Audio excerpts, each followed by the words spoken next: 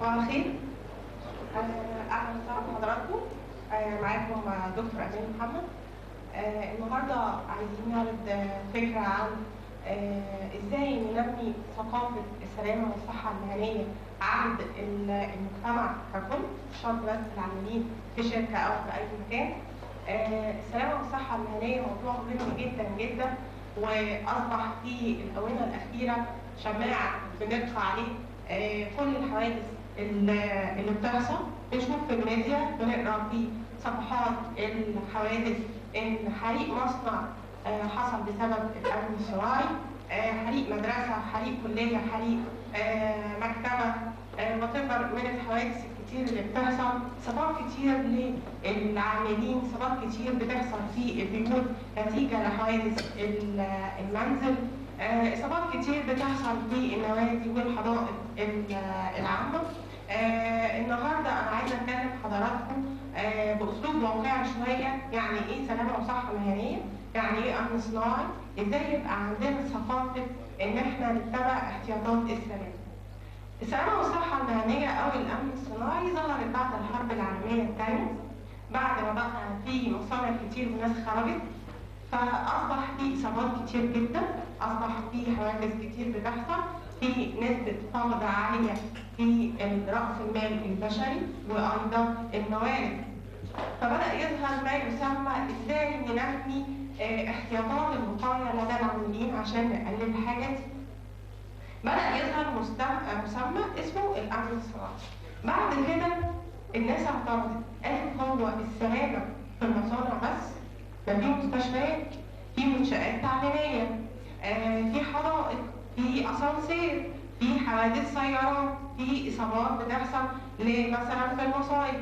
فنخلي المصطلح بتاع الامن الصناعي اسمه السلامه والصحه المهنيه.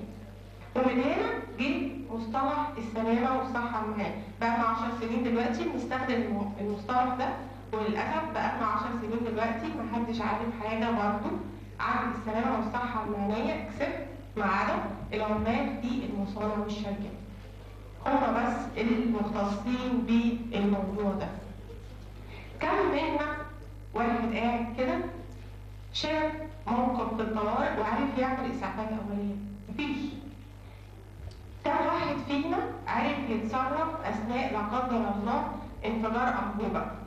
كم واحد فينا عارف يتصرف مع سقوط واحد من الطابق مثلا الرابع او الخامس؟ كم واحد فينا عارف يتصرف عند حدوث عطل في الاسانسير؟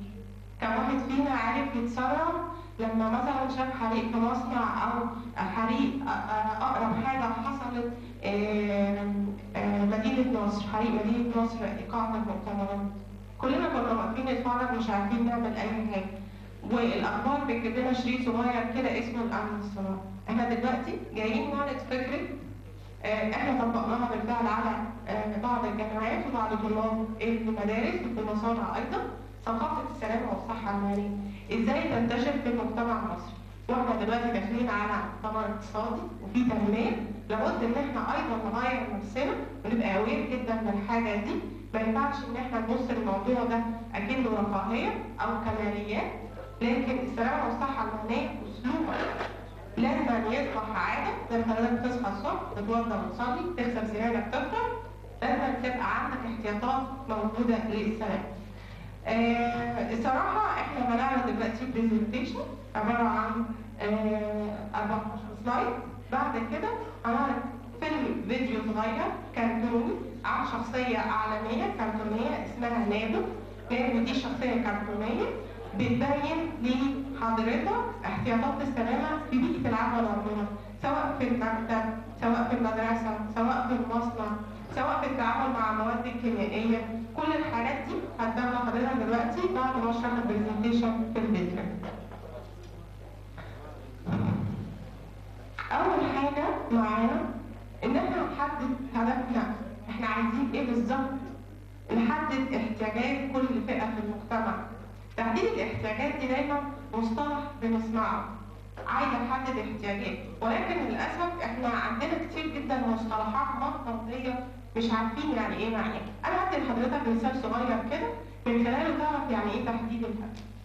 لما تكون حضرتك مثلا مدير بنك وتطلب من شركه عفوا الوحده بتاع التدريب ان هي تدرب الموظفين بحيث يكون نسبه رضا العملاء اللي جايين من البنك عن البنك والخدمات المقدمه 100%. رئيس وحده التدريب هيدرب فعلا الموظفين.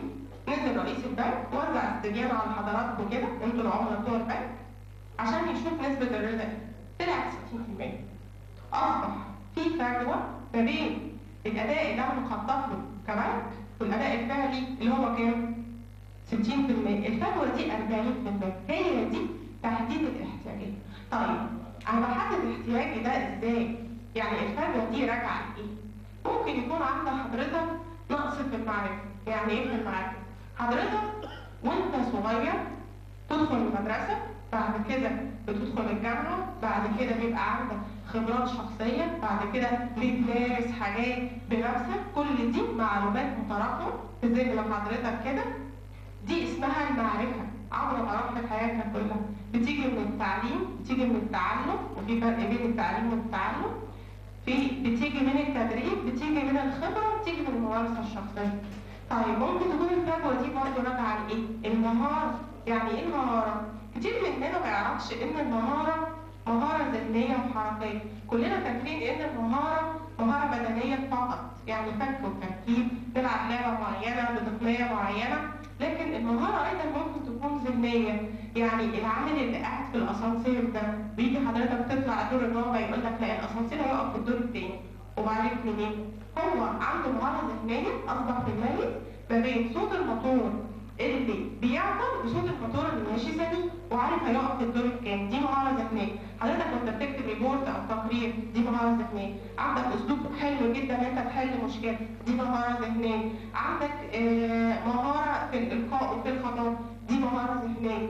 فالمهاره الذهنيه نوع من المعرفه، لكن بنسميها مهاره، يعني قدره على الاداء سواء الحركيه او سواء المعرفيه. طيب الاتجاه ممكن يكون عندك قصور بقناعتك. كتير مننا يقول ده عنده توجه او عنده قناعه. يعني ايه؟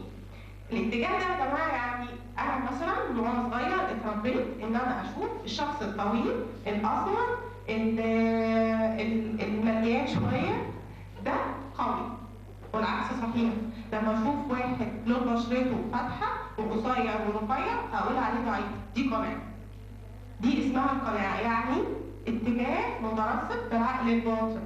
يعني مثلا لما اشوف واحد هنقول ملتزم، مش هنقول اخوان، ملتزم عنده بيرد مربي دقنه، هنقول مثلا ده شيخ. بنقول له كده في المواصلات يا شيخ، يا مثلا يا حاج. ليه؟ احنا عندنا قناعه ان الناس اللي هي مربيه دقنها دي ملتزمه دينيا. تمام كده؟ فاصبح عندك قناعات. مثلا المنتقبه دي مثلا ملتزمه. احنا عندنا قناعه كده، مع ان ممكن يكون في ناس كتير برضه ملتزمه، لكن اصبح ان انت عندك قناعه. عشان تغير القناعه دي وعشان تزود المهارات دي وعلشان تنمي المعلومات اللي عندك وتكسب له معلومات اضافيه، دي محتاجه ثقافه تتغير. دي بنسميها ثقافه السلامه والصحه المهنيه، وده الهدف بتاعنا. الخطوه الثانيه ان انا بحدد الجمهور. يعني بنجيب الطلاب الجامعه الاول وطلاب المدارس، ولابد ان احنا يكون عندنا لو احنا عايزين فعلا ننشر الثقافه دي منهج صغير زي مثلا الكتب بتاعه التربيه الوطنيه اللي كنا بناخدها زمان. نعمل كتاب عن السيفتي او السلامه والصحه المهنيه، نعرف الطلاب المبادئ الاساسيه حتى للاسعافات الاوليه، اماكن الهروب والطوارئ، التصرف الامثل ازاي اثناء الهروب وحالات الطوارئ والازمات لا قدر الله، انواع الحرائق ايه، مش اي طفايه حريق اجري بيها عشان اطفي الحريق، مش اي حاجه اطفيها بالميه، ده ممكن يكون في حريق كهربي يسبب لي صعق كهربي وادخل في حاجه ثانيه. اعرف حتى انواع الحروق ايه ودرجاتها، اعرف ازاي اوقف مثلا المزيد. كل دي حاجات احنا بنفتقدها في المجتمع المصري، وان شاء الله لازم احنا نكتسبها بعد كده، وان شاء الله ده اللي احنا بنعمله. الخطوه الثالثه تحديد التغيير المطلوب. ده اللي انا كنت بتكلم فيه، سواء التاثير المعرفي اللي هي المعلومات او المهاري، المهاره بتاع حضرتك سواء المهاره الذهنيه او الحركيه، او تغيير سلوكي اللي هو الاتجاه وثقافه حضرتك وقناعاتك. الخطوه الرابعه انا بحدد العوامل المحيطه. يعني ايه العوامل المحيطه؟ حضرتك ما ينفعش انا اروح لواحد في العشوائيات في منشأة ناصر مثلا او في الولاد او في الهضبه واقول له حضرتك تعالى اعلمك السلامه والصحه والهنيه. انا ممكن اتشد برضه. الراجل ده مش لاقي ياكل اصلا. الراجل ده ما عندوش اشباع للاحتياجات الاساسيه اللي هي المأكل، الملبس، المشرب. تمام؟ فانا ما ينفعش ان انا ازود الهرم شويه واشوف الحاجه للامن، هي دي البيزك بتاعتي، بعد كده بالحاجه للامن. طيب انا الاول لازم انمي له الحاجات دي وبعدين اشوف الحاجه للسلامه والصحه والهنيه. لذلك لازم بنحدد الجمهور بتاعنا ونشوف ايه العوامل المحيطه بيه ونغير الاول العوامل المحيطه دي عشان تقدر تساعدنا ان احنا نغير الثقافه. الخطوه الخامسه اللي هي الانشطه التعليميه. كتير منا بيفهم دور الانشطه التعليميه بتاعتنا والاسلوب اللي احنا بنستخدمه. المناهج بتاعتنا كلها دلوقتي بقت روتينيه وهم الوزارات بدات تغيرها، خلت الكتب ملونه، لكن المنهج هو المنهج. الاسلوب بتاع الشرح هو اسلوب الشرح. فلازم نغير الانشطه التعليميه بتاعتنا، لازم نرجع تاني دور حصص الترفيه، حصص الالعاب، المجالات، الكلام ده كله اللي افتقدناه. الملاعب، وزاره الرياضه دلوقتي بدات تنشئ برضه الملاعب وصالات الالعاب عشان تجيب عدد كبير جدا من الشباب اللي بدا يتجه اتجاه تاني خالص ونسينا الرياضه. فلازم نبص على الانشطه التعليميه.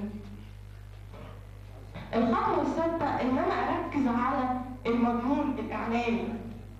اصبحت ازمه وازمه حقيقيه ولازم نكون واقعيين. ان احنا دلوقتي كل واحد مننا بيفتح التلفزيون يبص يلاقي مباراه في هنسميها ايه؟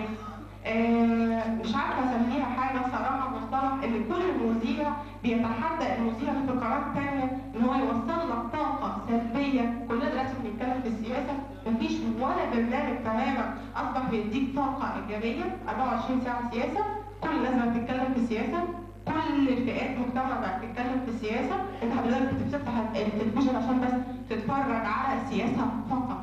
لازم نركز على المضمون الاعلامي ونشوف موضوعات فعلا بتمس المجتمع، ما نظهرش بس السلبيات، لا ده في طريق امل، ده في طاقه عندي كبيره لكل المجتمع لازم يشوفوا ان في مواضيع جديده. فين برنامج طريق السلام اللي كنا بنسمعه في الاذاعه؟ فين البرامج اللي كانت بتيجي مثلا 5 لصحتك؟ فين الحاجات دي دلوقتي؟ مفتقدينها، ولو شفتها هتلاقيها في قنوات محليه محدش بيتفرج عليها، يعني مش هتلاقيها على الفضائيات خالص وقربنا تعرف. فلازم ان احنا نركز على اعاده الركائز بتاع الوسائل الاعلاميه والمضمون بتاع الاعلام اللي بيوصل لي الحاجه دي. الخطوه السابعه ان انا بحدد الاستراتيجيه الاداريه والتنظيميه. يعني ايه الكلام ده؟ يعني على اي مستوى انا هشرح ازاي. لما بيجي لك عامل مثلا للمصنع، عمال مثلا في مصنع خشب، بتحتاج ان انت تعمل برنامج تأهيلي لواحد لسه جاي بيقول لك انا عايز اكل عيش عندك. بتعمل برنامج تأهيلي عشان تخليه يعرف يشتغل ازاي. ثم تعمل له برنامج تنشيطي، هو اصبح عنده معلومات فعايز معلومات اضافيه فبتنشط له المعلومات ده. ثم ادفانس برنامج متقدم ليه عشان ينمي مهارات وهكذا. فانت لازم تحدد لكل العاملين اللي موجودين او لكل عامل الفئه من الشعب ده محتاج تأهيلي، ده عنده باك جراوند فياخد تنشيطي، ده خلاص عنده معلومات كتيره فاديله معلومات متقدمه. مش كل واحد هشرح له نفس المعلومات، لا ده انا لازم احدد الحاجه دي. الخطوه الثانيه الوسائل المساعده. يعني ممكن ادي زياره ميدانيه للدفاع المدني للهلال الاحمر، ودي دور الحملات الطوعيه اللي الحمد لله احنا بنقوم بيها. ناخد مجموعه من الشباب أو مجموعة من طلاب الجامعة أو مجموعة من رباط المنزل بنعلمهم يعني إيه صفات أولية، يعني إيه السلامة والصحة المالية بأسلوب مبسط خالي من المصطلحات المكلكعة شوية، عشان نعرفهم يعني إيه سلامة وصحة مهمة. أيضا ممكن أنت توزع مطبوعات عليهم أو تديهم دورات تدريبية. الخطوة الأخيرة إن أنا أحدد جدول زمني. للأسف إحنا عندنا هنا في مصر ما بنهتمش إلا ب أنا مثلا عندي تفتيش في مكان معين فهدي دورة تدريبية مدتها 6 شهور. طيب الدورة 6 شهور دي مش كافية إن أنا أنمي عندي المعلومات والمهارات. أنا المفروض آخد سنة ونص. لكن إحنا عندنا دايما لا بنحدد الموارد كما ينبغي في إهدار طبعا الأموال اللي بتتصرف على الحاجات دي، ولا بنحدد أيضا الوقت الملائم. إحنا مش واقعيين مع نفسنا، وهي دي المشكلة اللي بيواجهها كل أفراد الشعب المصري في المؤسسات عامة، مش في الأفراد، في المؤسسات إحنا مش واقعيين. دلوقتي هنتفرج مع حضراتكم على فيلم توضيحي عن السلامة والصحة المالية. ده فيلم تثقيفي كرتوني مرح شوية، هيبان من خلاله الشخصية الكرتونية ايه هي الأسلوب الخطأ اللي بتعمله وايه التعديل بتاعه. نتفرج مع بعض.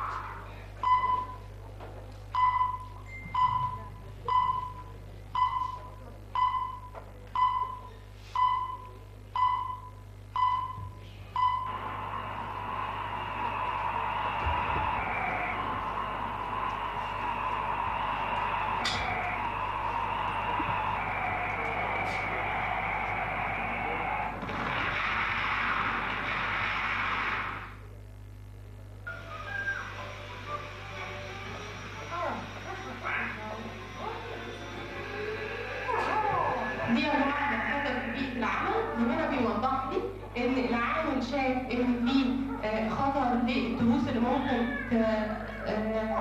تضايقه، او مثلا درج مفتوح. الشكل الاحمر ده هو شكل الخطر. دي المشاكل الغير معروفه دايما.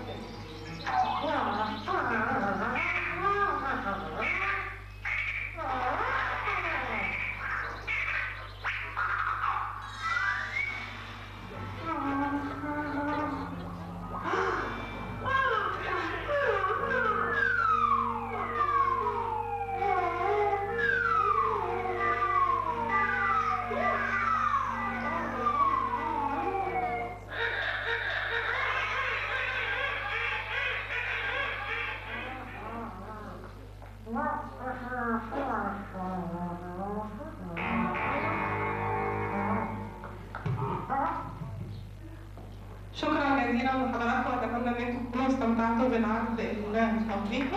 انا تعبت من الكلام عليكم. شكرا.